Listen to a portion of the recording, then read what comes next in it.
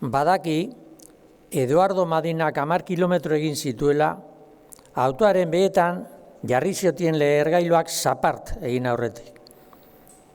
Eta leherketak zangoak soilik hartu bazizkion, luzeak zituelako eta ondorioz, jesarlekoa berak daraman bezala, atzeratuta zegoelako, izan zela.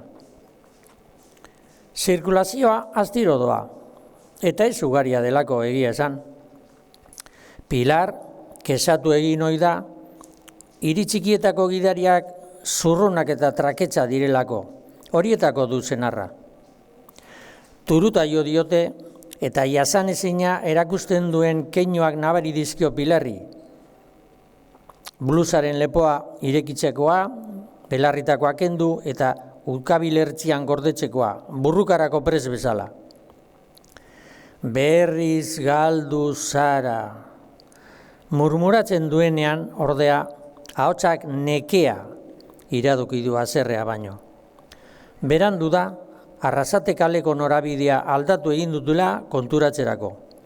Paraleloa hartu eta itzuli ingurua bigarrenez egin beharrean da. Pilarri gainez eragin dion beste hutsegite bat izan du.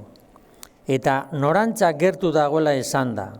Edozein lekutan usteko eskatzen dion arren, jaramonik egin gabe azeleratu eta okerreko bidetik jo du ausar tematuta Euskadiko plazan biratuz, zuloa berriz gurutzatu eta helbururaino bertaraino eramateko.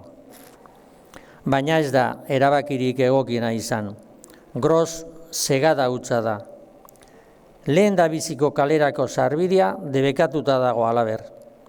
Eta trafikoak eragotzi egiten dio, bigarren gora beratziko lerroan sartzea.